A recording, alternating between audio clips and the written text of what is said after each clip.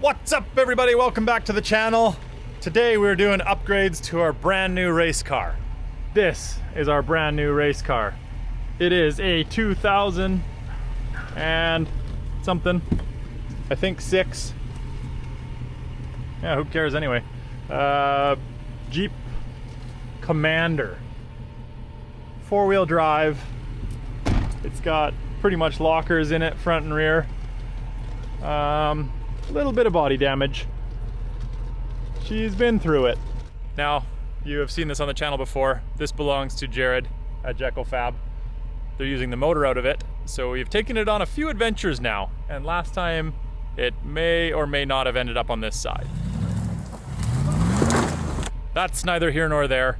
We're gonna move Chumi back a little bit, enough to get this bad unit in the shop, and it's time to do some serious upgrades. Well, maybe we'll do some body work out here first. This front corner could use a little attention. Sad eyes. It's like the angry grill, but sad. Alright, so we only have probably another hour left in the day here, so we're gonna start things off by doing a little body work.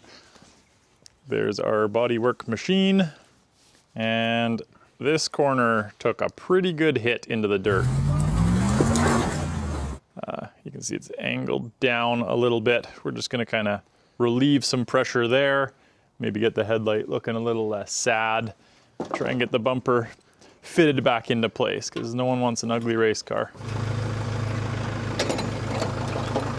Okay, up, yep.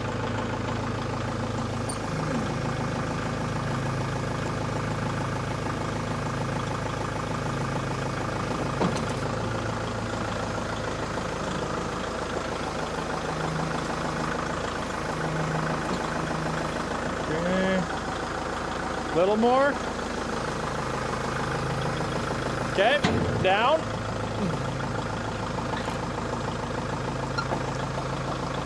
Okay.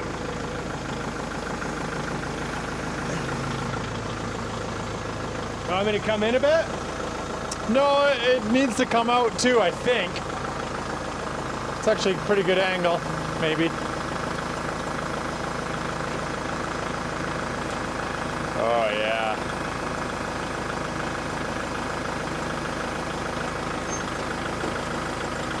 Okay, hold there. Safely go under here.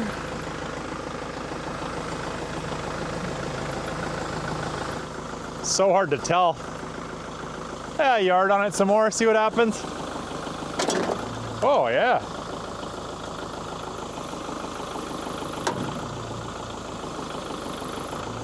Okay, that's good.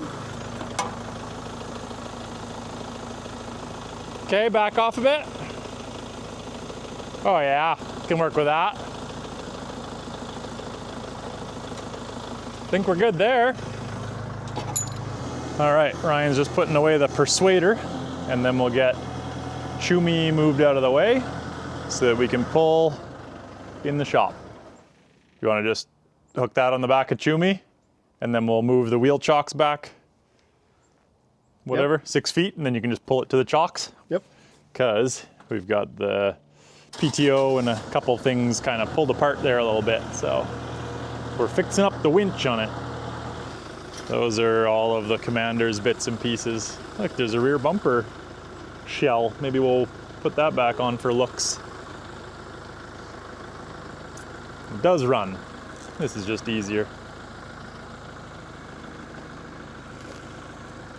And then we'll pull that in. We're gonna be stripping everything out of the inside for weight savings. Look at how close those back seats are to the back door. I would not want to be in the back seat in a rear ender. Eesh. Good. Oh, heck yeah. Yup. They are opened. I don't think that's mouse poop.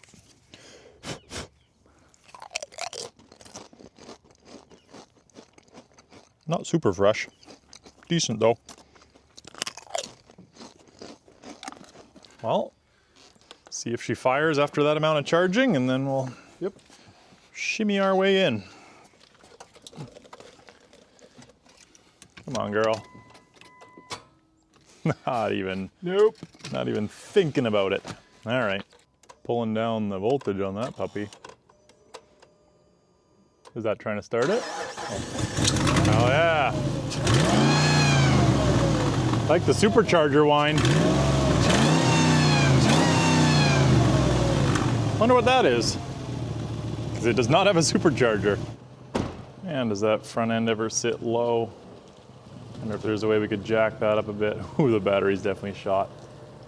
Because especially when we take the weight out of the back, that thing is going to be raked out. Basically a G-Wagon. Don't scratch it.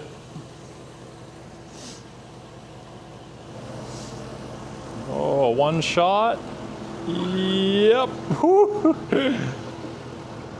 Coming, Charlie. See ya. His specialty is running through the sensor right at the last minute. Not today.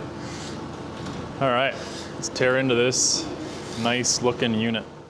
All right, so Ryan's just trying to find a solid spot to lift off of, which is not easy when there's so much junk hanging down under there, and then the stuff that's there is rusted. Did a pretty good job of making that rocker disappear. I was gonna say, we could lift off the rockers, maybe. What rocker? It doesn't exist anymore. And then, first things first, we're just gonna start kind of stripping. So get the extra seats out of here. There's a spare tire on there that actually looks really good.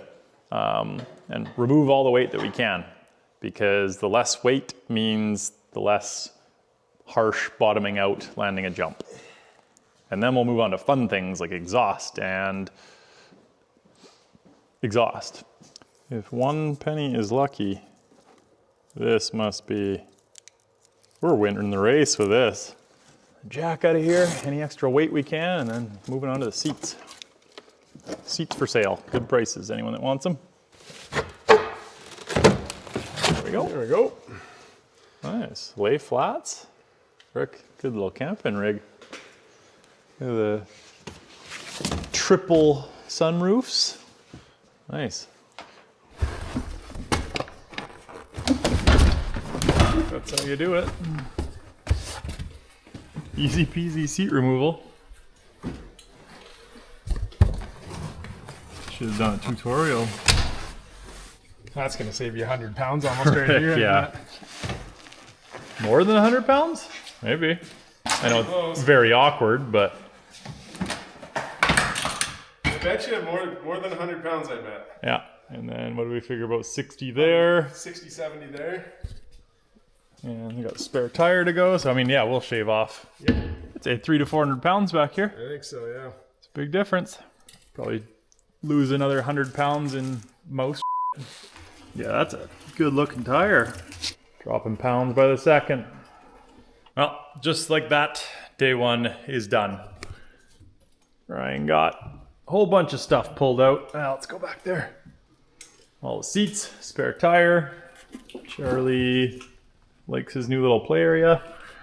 So back is out. Be thankful it's not smell-o-vision because it reeks like mouse crap in here. So tomorrow we are back at more fun things. Get it up in the air, start working on exhaust, maybe a bit of a lift kit. So just like that, it is today. And today we are going to do some fun modifications. So we've got all the seats out of there. I'm still deciding if I'm gonna pull the driver's seat out and put a racing seat in. It would definitely help with the bigger bolsters because for me when I go around corners, I don't have core muscles, so I fall over. I am putting a 4 or 5 point seat belt in here, so that'll definitely help, but still having the bolsters that come around the side and on the bottom definitely make a difference. So we'll see on that. As soon as Ryan gets here, we're gonna get this thing up in the air and start looking at things like exhaust and possibly do a bit of a suspension lift on the front because it's pretty raked out right now. And it's especially bad because we pulled like, I'm gonna guess a good 300 to 400 pounds out of the back of this thing. So it's kind of jacked up now. It is on the lift a bit. So this is exaggerated, but It's also got these helper coilover things, which are cracked at the top, but I'm not worried about that. The back all is fairly stout. It's got some sliders there, which are actually kind of sick. The front, however, sits much lower. Like I said, this is drooped out because it's on the lift, but that's kind of where I'd like it to sit. So, you can either buy spacers and put them up top like normal, or there's kind of a fork design on the bottom that goes around the lower control arm. We might hack that, extend it, and weld some junk steel in there. And then a bunch of other things like skid plates and whatnot, because there's some very exposed radiators and oil pans and whatnot, but we'll have a look when it's up in the air. I just heard a Charlie. Hey, what are you doing in there? You chasing mice? Hey, you chasing mice? Do you like the mouse house? Hey, you like the mouse house? Oh yeah, you're a tough guy. Oh, okay. Holy smokes. Mouse poop got you all fired up. That's a fast boy. That's a fast boy. Whoa.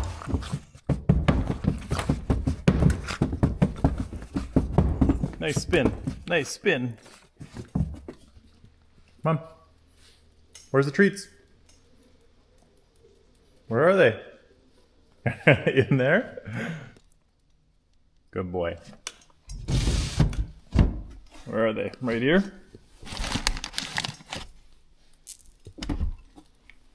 They're kitty treats, buddy. And pretty much a cat. Alright, got it up in the air here. It's looking great. So, with our suspension, I think I'm just going to try and slide the strut down here. It's kind of adjustable. There's a tab here that it bolts through, but we'll take that bolt out, gain almost an inch here, and then I can just do a little weld to hold that there. We're going to want to do pretty good skid plate because diff is totally exposed. You can see she's already taken some hits. The rad's bent in a little bit there around those brackets, so hopefully skid right up and maybe make some drop down here. Weld it on there. Be removing that there and then figuring out where it's going to exit, which is always fun because if you go right out the side here, I'll definitely smush it against something under there, and the remaining tube isn't looking so hot, so definitely be an upgrade. And then we just might look into welding this, even though it's got the active track junk whatever, so it's technically like a limited slip, but we've welded limited slips before, not a problem. All right, Ryan's gonna work on pulling the bolt out of the strut, see if we can get some more lift out of that. I'm gonna start hacking the exhaust apart. My specialty.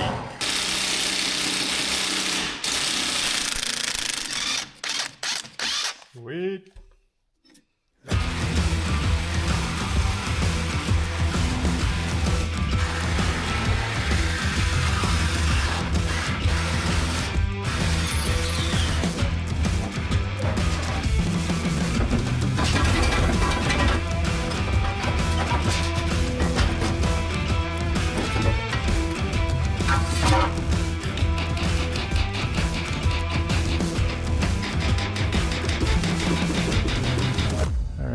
Well, we've gotten like 3/4 of an inch down there. I want to get a bit more. This bolt's got to clear this little tab that it bolts through for safety. We're getting rid of that. So this needs to go up a little more. So we're going to jam a chunk of wood there, compress it a little bit. So don't do this at home, or do. I don't really care.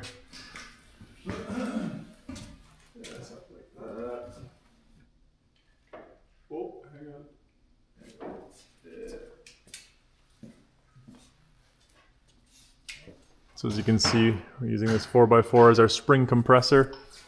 It's working great.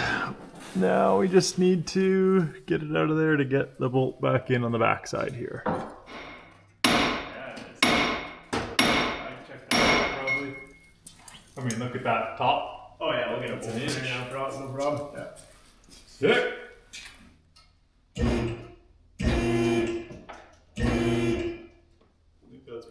Self-hosed. Yep. Hang on a second.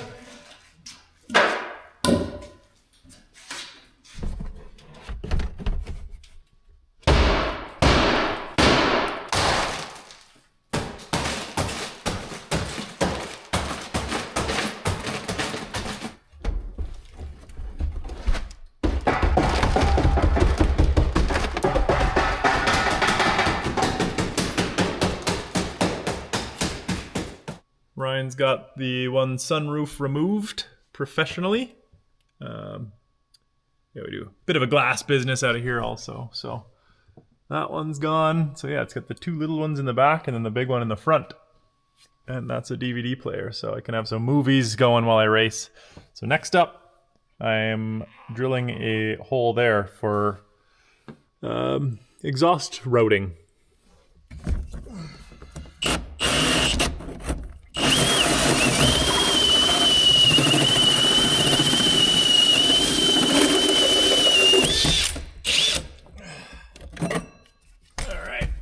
There's a 3 1/4 inch hole.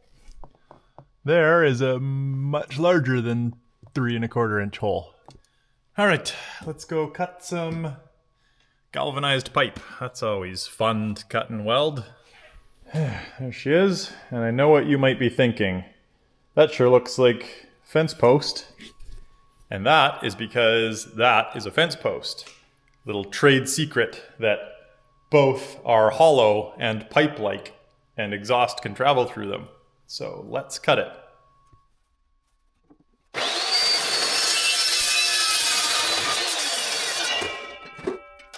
Now, you may be asking, why did you just miter that exhaust pipe? And that's because we need to go around a corner. And you can buy or make 90s, but you can also miter the corner. And there's your 90 right there. I ran the numbers, did some scientific equations, and I proved that air flows through a sharp 90 and also flows through a sweeping 90. So there you go. Now I'm going to take these outside, grind off the galvanization because it's quite toxic, and then we'll bring it back in and weld it. Can't get the inside, but, you know, a little bit better.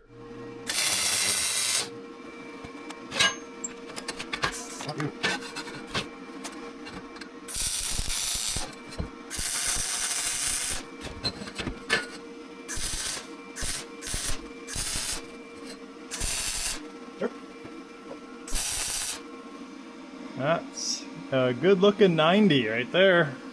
Proper. All right, let's go cut it to length.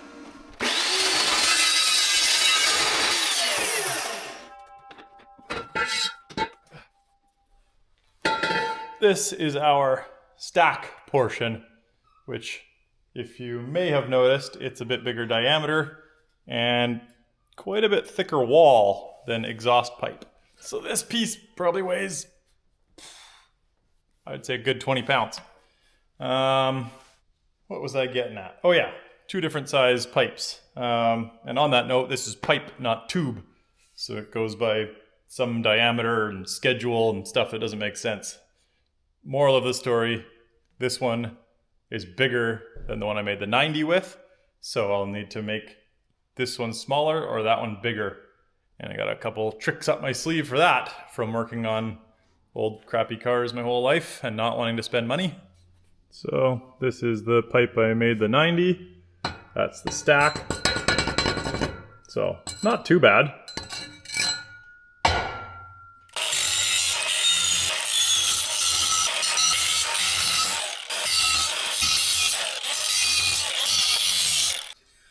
Okay. Now you just do a little finessing on those and a whole bunch of bubblegum welding.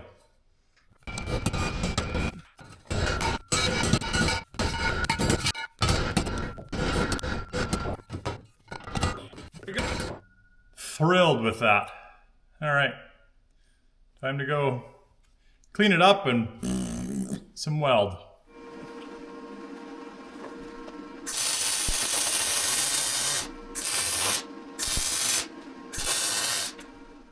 And there you go. Look at that. Can hardly even tell it's two different pipes. Now a guy could clean that up and actually make it look reasonable and weld a little better if he cared, but he doesn't. So let's get this very heavy, not perfectly straight beast mounted.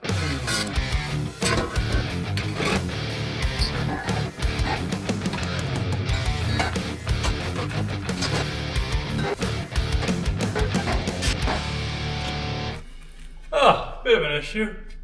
Can't quite get it in there, and it's flipping heavy. By like, not much. Half an inch.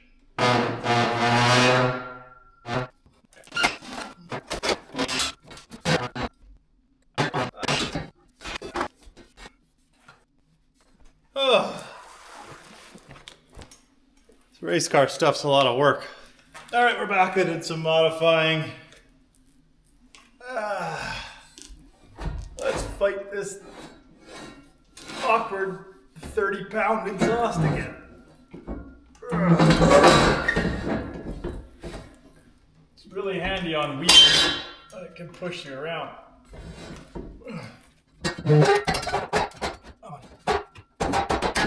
Aha, I win. Lock it in there. All right. That's looking good. Which, looking good is subjective, but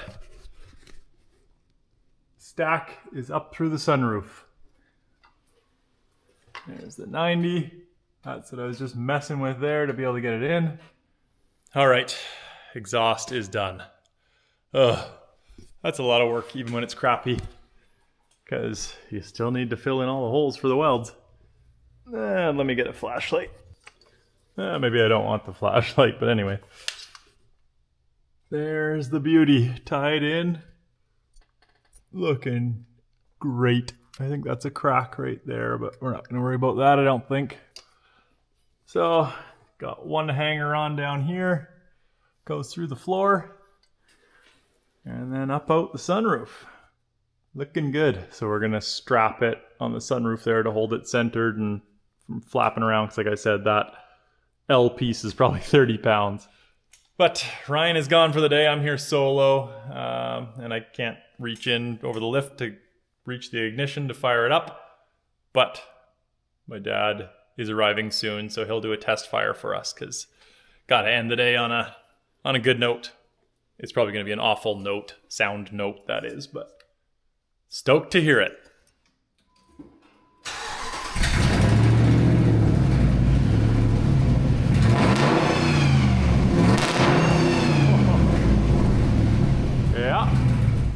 It's nasty. It's now Thursday. Tomorrow is the race, so things are getting serious. We have pulled the rear diff cover off. It's got this quadra drive stuff that people call a locker. That's not a locker. It works okay. It doesn't work as good as pooing a bunch of bubblegum welds all in there, which is my specialty, so that's what's first up today. And we are officially in the season of being interrupted by the fan on the heater. So audio gets worse from here on out for the winter.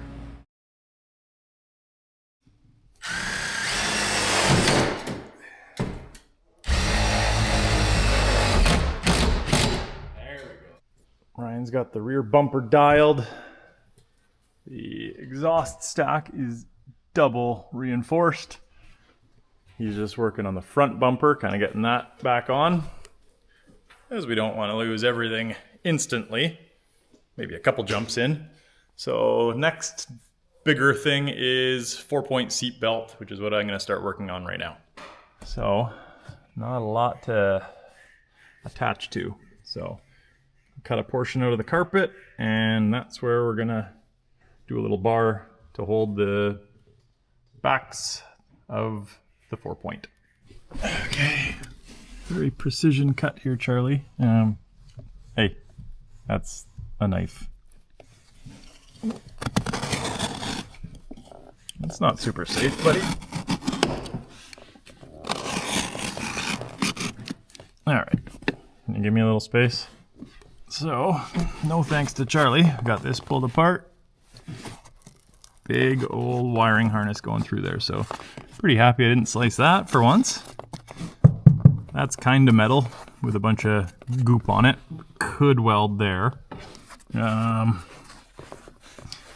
Might end up just going to that base of both where the seat bolts on. That one's nice and clean, ready to weld. That one too. So we were able to come up with a way to do zero fabrication for the seatbelt. We used the seat bolts, some chain, because the top of this one is only comes to a single mount, and then 2 belts go up from there. And then, hard to see, but 2 little links of chain on each of the bottoms, and that ties in the side pieces. So zero fab, seat belts done. We're now on to the skid plate, which this is tricky because we're mostly trying to protect the radiator. So I'm gonna use some of this, whatever it is, 1.1/8 or something that I used for my freestyle ramp, and do some kind of side runners there, and then some big 1/4" steel plate across there, and hope for the best. This does not have a great approach angle as it is, so we don't want to take up too much room.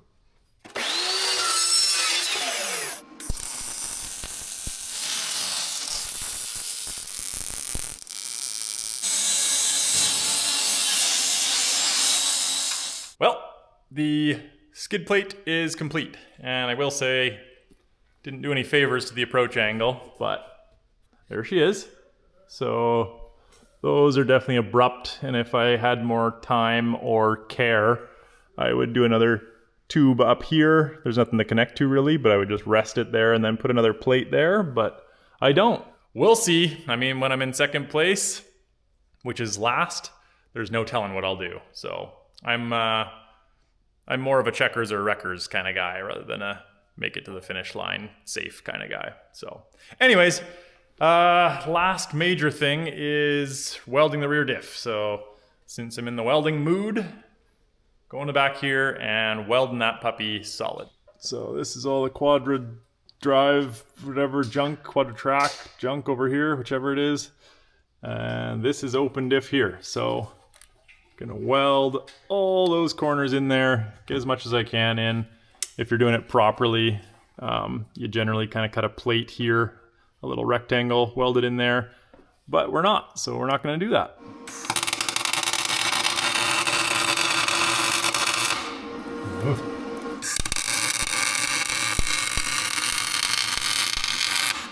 Smells good too.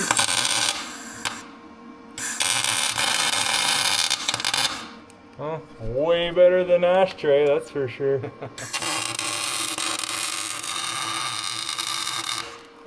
I'm actually like reasonably happy with that, which is rare. I mean, I didn't ground through the bearing this time, so yeah, probably helps a bit. Yep.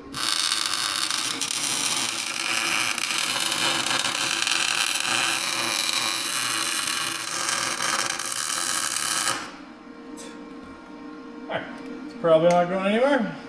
All right, it is welded, and I probably should have, before this, shown you, for those of you who don't know the difference between open diff and locker and everything, should have shown you how the spider gears and everything work. But there's a really cool video that goes back to when they kind of invented it and shows how it works that I will link in the description if you're interested. I watch it through pretty much every time it's posted on social media. But those side gears are your spider gears, and it basically allows one tire to spin less on when you're turning the inside of a corner because the radius makes the outside travel further. Now they will travel exactly the same. If they don't travel the same, there's going to be a problem. But we've accomplished that by welding all the spider gears together. So every corner. So before you could spin one individually, and now if you try and spin it, the whole thing just goes together. All right, Ryan's headed home for the day. We got quite a bit done. Skid plate's done. Rear diff is welded, just needs oil in the morning. 4-point seatbelt mount is done. I might turn that into a 5-point if I have time. Exhaust stack is done. And then I just remembered it's a night race and I don't know how well lit it's going to be. So we are adding a Vivid Lumens light bar right on the hood because there's a good chance this will leave the chat. So slapping this in right now very carefully and properly. And then got a couple other little add-ons that we're gonna put on.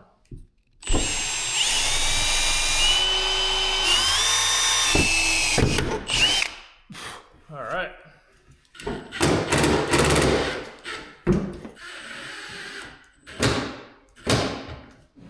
Just like that, it is Friday, which is race day. Now, we've got all the easy stuff done. Now we've moved on to the important steps that we cannot go without. Ryan's just installing the rubber ducky light bar, if you will. Real light bars on there down here.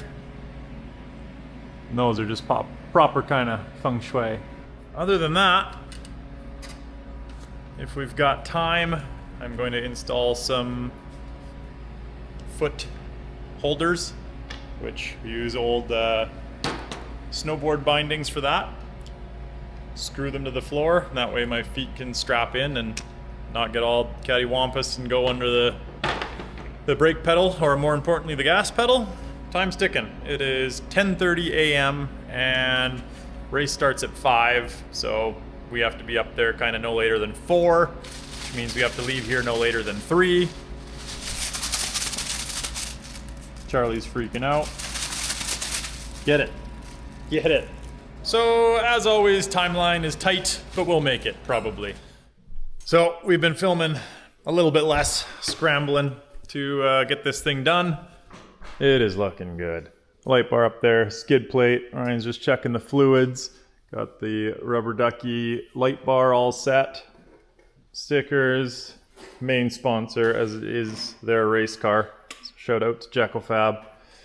Rear diffs welded, stacks in, seat belt. The last thing we're doing is throwing, well, 2 things. Throwing my hand controls in, which are in. So we bolted, these are my travel set that are supposed to work like this. You just clamp them onto the pedal in any car. But we bolted the gas pedal straight to the pedal because we don't want that one falling off. I mean, if the brake falls off, who cares? You don't need that really. So those are set. And now we've cut out the carpet because we're going to mount up some bindings. This has been my hack for keeping my feet secure. So they'll go somewhere there. Maybe a chunk of wood up front to tilt them up a little bit. And then that's all dialed. And then my knees, depending how high they are, might just do some bungee or ratchet straps and hold them to the side a bit so they don't get all jammed up in the wheel. The bindings is what I use in my Razor. It's what I used in the side-by-side that I raced in Mexico and in the trophy truck. So they have proven themselves to keep my feet planted. Super easy, quick release straps and everything. So want things to be kind of easy to get out of also in case I roll over or, like, you know, worst case I'm unconscious and others have to figure it out. You don't want to be like bolted to the floor. So this is my version of safety. As you can see, we moved her out. Bit of a scramble at the end as per usual. Got it loaded up on the trailer. It's looking good. The rain has stopped, so that's nice. Look at that. Ready to go racing. Charlie's fired up. So, hope you guys enjoyed this last minute build to go racing. Racing is going to be in the next video. So thanks for watching this one, and we'll see you on the race video.